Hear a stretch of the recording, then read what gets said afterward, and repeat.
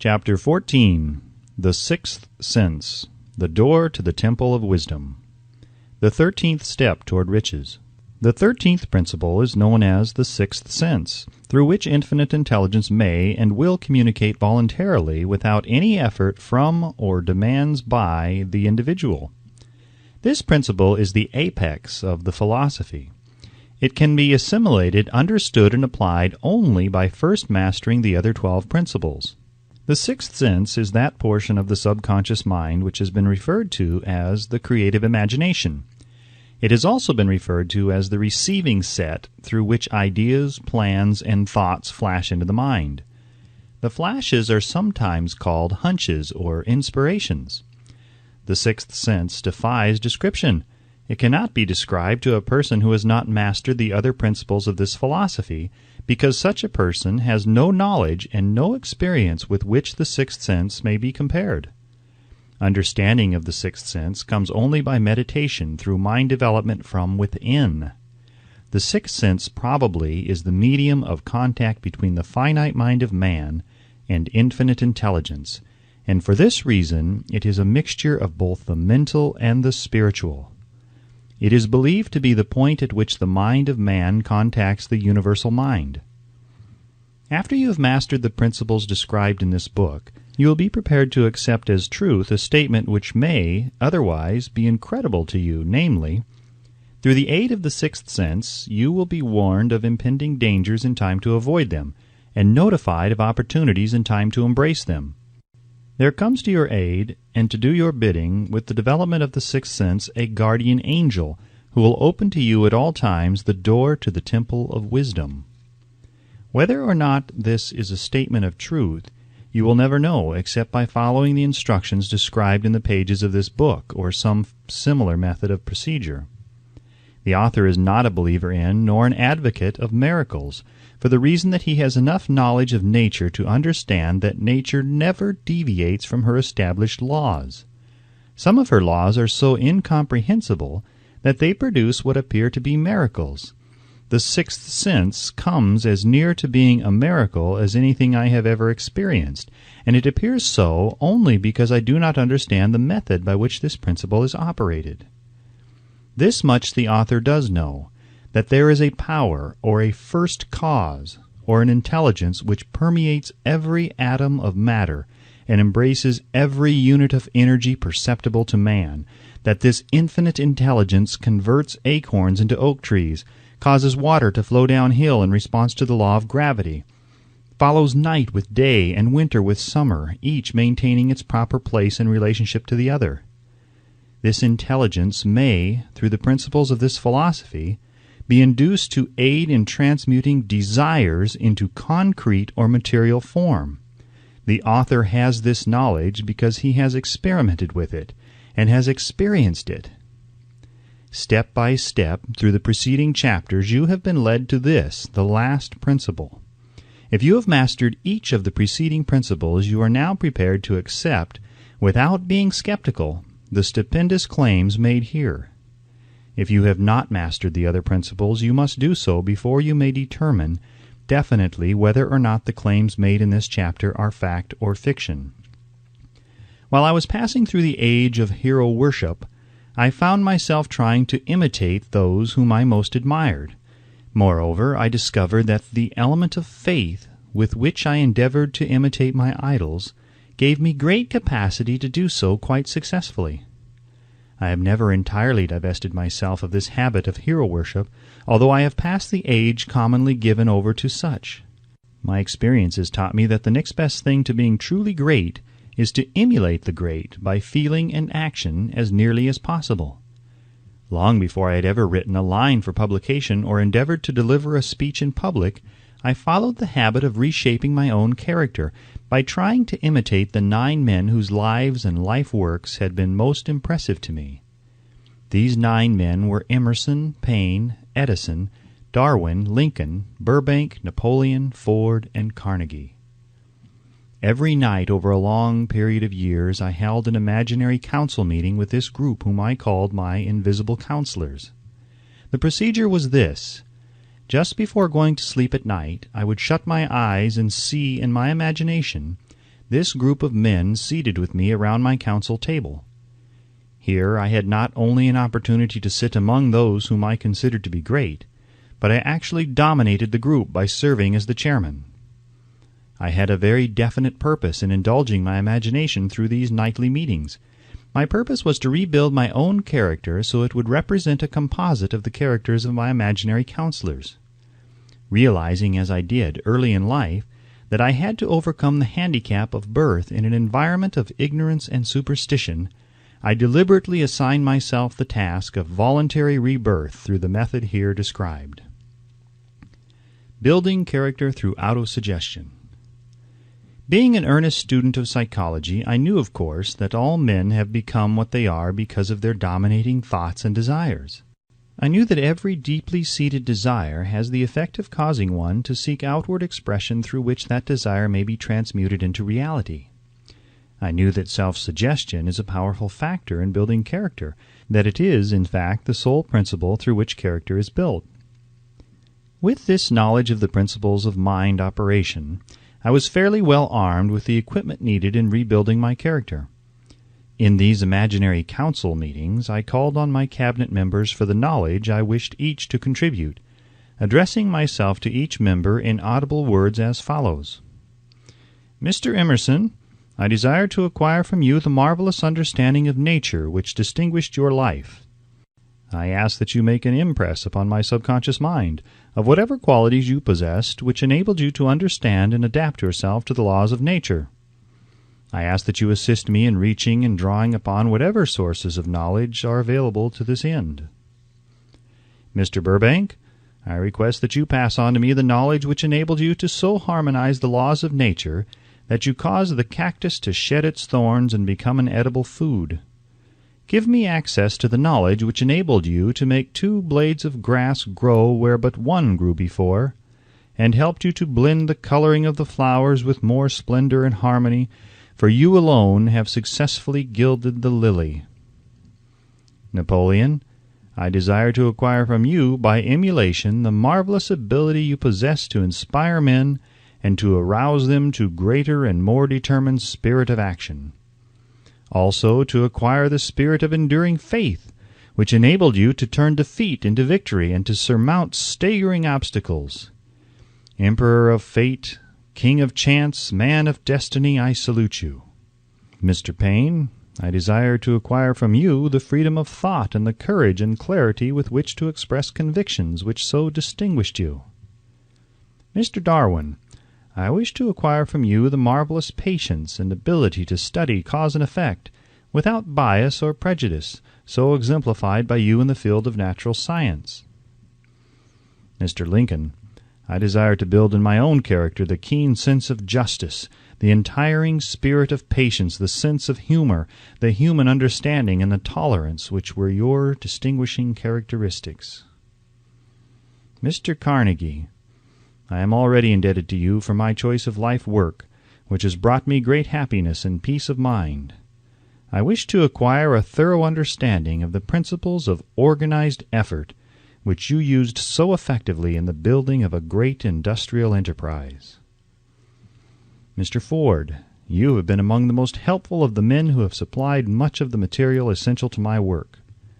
I wish to acquire your spirit of persistence, the determination, poise, and self-confidence which have enabled you to master poverty, organize, unify, and simplify human effort, so I may help others to follow in your footsteps. Mr. Edison, I have seated you nearest to me at my right, because of the personal cooperation you have given me during my research into the causes of success and failure. I wish to acquire from you the marvelous spirit of faith, with which you have uncovered so many of nature's secrets, the spirit of unremitting toil with which you have so often wrested victory from defeat. My method of addressing the members of the imaginary cabinet would vary according to the traits of character in which I was, for the moment, most interested in acquiring. I studied the records of their lives with painstaking care. After some months of this nightly procedure, I was astounded by the discovery that these imaginary figures became apparently real. Each of these 9 men developed individual characteristics which surprised me. For example, Lincoln developed the habit of always being late, then walking around in solemn parade. When he came, he walked very slowly with his hands clasped behind him, and once in a while he would stop as he passed and rest his hand momentarily upon my shoulder. He always wore an expression of seriousness upon his face. Rarely did I see him smile. The cares of a sundered nation made him grave. That was not true of the others. Burbank and Payne often indulged in witty repartee, which seemed at times to shock the other members of the cabinet. One night Payne suggested that I prepare a lecture on the Age of Reason, and deliver it from the pulpit of a church which I formerly attended. Many around the table laughed heartily at the suggestion. Not Napoleon. He drew his mouth down at the corners and groaned so loudly that all turned and looked at him with amazement. To him the church was but a pawn of the state, not to be reformed, but to be used as a convenient inciter to mass activity by the people. On one occasion Burbank was late. When he came, he was excited with enthusiasm and explained that he had been late because of an experiment he was making, through which he hoped to be able to grow apples on any sort of tree. Payne chided him by reminding him that it was an apple which started all the trouble between man and woman. Darwin chuckled heartily as he suggested that Payne should watch out for little serpents when he went into the forest to gather apples, as they had the habit of growing into big snakes. Emerson observed, "No serpents, no apples," and Napoleon remarked, "No apples, no state." Lincoln developed the habit of always being the last one to leave the table after each meeting. On one occasion he leaned across the end of the table, his arms folded, and remained in that position for many minutes. I made no attempt to disturb him. Finally he lifted his head slowly, got up and walked to the door, then turned around, came back, and laid his hand on my shoulder and said, "My boy, you will need much courage if you remain steadfast in carrying out your purpose in life. But remember, when difficulties overtake you, the common people have common sense. Adversity will develop it." One evening Edison arrived ahead of all the others. He walked over and seated himself at my left, where Emerson was accustomed to sit, and said, "You are destined to witness the discovery of the secret of life. When the time comes, you will observe that life consists of great swarms of energy or entities, each as intelligent as human beings think themselves to be. These units of life group together like hives of bees and remain together until they disintegrate through lack of harmony. These units have differences of opinion, the same as human beings, and often fight among themselves. These meetings which you are conducting will be very helpful to you. They will bring to your rescue some of the same units of life which serve the members of your cabinet during their lives. These units are eternal. They never die.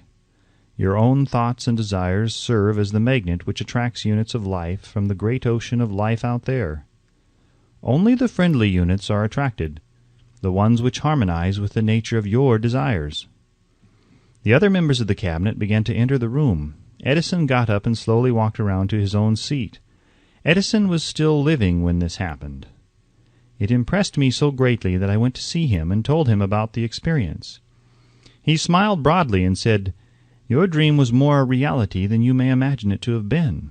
He added no further explanation to his statement. These meetings became so realistic that I became fearful of their consequences and discontinued them for several months. The experiences were so uncanny, I was afraid if I continued them I would lose sight of the fact that the meetings were purely experiences of my imagination. Some 6 months after I had discontinued the practice, I was awakened one night, or thought I was, when I saw Lincoln standing at my bedside. He said, "The world will soon need your services. It is about to undergo a period of chaos which will cause men and women to lose faith and become panic-stricken. Go ahead with your work and complete your philosophy. That is your mission in life. If you neglect it for any cause whatsoever, you will be reduced to a primal state and be compelled to retrace the cycles through which you have passed during thousands of years." I was unable to tell the following morning whether I had dreamed this or had actually been awake, and I have never since found out which it was. But I do know that the dream, if it were a dream, was so vivid in my mind the next day that I resumed my meetings the following night. At our next meeting, the members of my cabinet all filed into the room together and stood at their accustomed places at the council table, while Lincoln raised a glass and said, "Gentlemen, let us drink a toast to a friend who has returned to the fold." After that I began to add new members to my cabinet, until now it consists of more than 50, among them Christ, St. Paul, Galileo, Copernicus, Aristotle, Plato, Socrates, Homer, Voltaire, Bruno, Spinoza, Drummond, Kant, Schopenhauer, Newton, Confucius, Albert Hubbard, Braun Ingersoll, Wilson, and William James. This is the first time that I have had the courage to mention this. Heretofore I have remained quiet on the subject because I knew from my own attitude in connection with such matters that I would be misunderstood if I described my unusual experience. I have been emboldened now to reduce my experience to the printed page because I am now less concerned about what they say than I was in the years that have passed. One of the blessings of maturity is that it sometimes brings one greater courage to be truthful, regardless of what those who do not understand may think or say. Lest I be misunderstood, I wish here to state most emphatically that I still regard my cabinet meetings as being purely imaginary, but I feel entitled to suggest that, while the members of my cabinet may be purely fictional, and the meetings existent only in my own imagination, they have led me into glorious paths of adventure, rekindled an appreciation of true greatness, encouraged creative endeavor, and emboldened the expression of honest thought. Somewhere in the cell structure of the brain is located an organ which receives vibrations of thought ordinarily called hunches. So far, science has not discovered where this organ of the sixth sense is located, but this is not important. The fact remains that human beings do receive accurate knowledge through sources other than the physical senses. Such knowledge generally is received when the mind is under the influence of extraordinary stimulation. Any emergency which arouses the emotions and causes the heart to beat more rapidly than normal may, and generally does, bring the sixth sense into action. Anyone who has experienced a near accident while driving knows that on such occasions the sixth sense often comes to one's rescue and aids by split seconds in avoiding the accident. These facts are mentioned preliminary to a statement of fact which I shall now make, namely, that during my meetings with the invisible counselors, I find my mind most receptive to ideas, thoughts, and knowledge which reach me through the sixth sense. I can truthfully say that I owe entirely to my invisible counselors full credit for such ideas, facts, or knowledge as I received through inspiration. On scores of occasions when I have faced emergencies, some of them so grave that my life was in jeopardy, I have been miraculously guided past these difficulties through the influence of my invisible counselors. My original purpose in conducting council meetings with imaginary beings was solely that of impressing my own subconscious mind, through the principle of autosuggestion, with certain characteristics which I desired to acquire. In more recent years, my experimentation has taken on an entirely different trend. I now go to my imaginary counselors with every difficult problem which confronts me and my clients. The results are often astonishing, although I do not depend entirely on this form of counsel. You, of course, have recognized that this chapter covers a subject with which a majority of people are not familiar. The sixth sense is a subject that will be of great interest and benefit to the person whose aim is to accumulate vast wealth, but it need not claim the attention of those whose desires are more modest. Henry Ford undoubtedly understands and makes practical use of the sixth sense. His vast business and financial operations make it necessary for him to understand and use this principle. The late Thomas A. Edison understood and used the sixth sense in connection with the development of inventions, especially those involving basic patents, in connection with which he had no human experience and no accumulated knowledge to guide him, as was the case while he was working on the talking machine and the moving picture machine. Nearly all great leaders, such as Napoleon, Bismarck, Joan of Arc, Christ, Buddha, Confucius, and Muhammad, understood and probably made use of the sixth sense almost continuously. The major portion of their greatness consisted of their knowledge of this principle. The sixth sense is not something that one can take off and put on at will. Ability to use this great power comes slowly through application of the other principles outlined in this book. Seldom does any individual come into workable knowledge of the sixth sense before the age of 40. More often, the knowledge is not available until one is well past 50, and this for the reason that the spiritual forces with which the sixth sense is so closely related do not mature and become usable except through years of meditation, self-examination, and serious thought. No matter who you are or what may have been your purpose in reading this book, you can profit by it without understanding the principle described in this chapter. This is especially true if your major purpose is that of accumulation of money or other material things. The chapter on the sixth sense was included because the book is designed for the purpose of presenting a complete philosophy by which individuals may unerringly guide themselves in attaining whatever they ask of life. The starting point of all achievement is desire.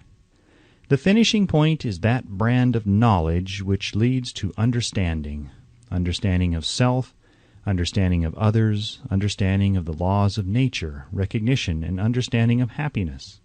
This sort of understanding comes in its fullness only through familiarity with and use of the principle of the sixth sense.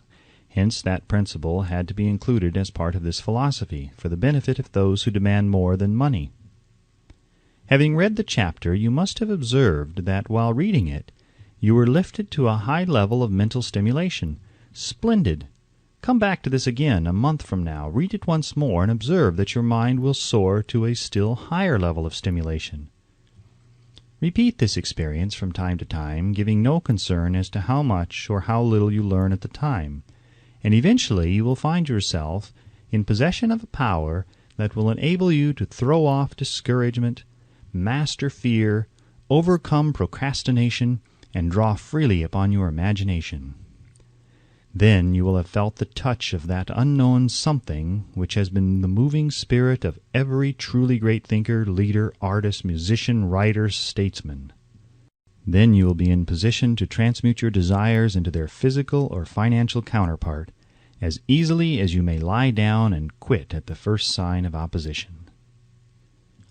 Faith versus fear. Previous chapters have described how to develop faith through autosuggestion, desire, and the subconscious. The next chapter presents detailed instructions for the mastery of fear. Here will be found a full description of the 6 fears which are the cause of all discouragement, timidity, procrastination, indifference, indecision, and the lack of ambition, self-reliance, initiative, self-control, and enthusiasm. Search yourself carefully as you study these 6 enemies, as they may exist only in your subconscious mind, where their presence will be hard to detect. Remember, too, as you analyze the 6 ghosts of fear, that they are nothing but ghosts because they exist only in one's mind. Remember also that ghosts, creations of uncontrolled imagination, have caused most of the damage people have done to their own minds. Therefore, the ghosts can be as dangerous as if they lived and walked on the earth in physical bodies. The ghost of fear of poverty, which seized the minds of millions of people in 1929, was so real that it caused the worst business depression this country has ever known. Moreover, this particular ghost still frightens some of us out of our wits.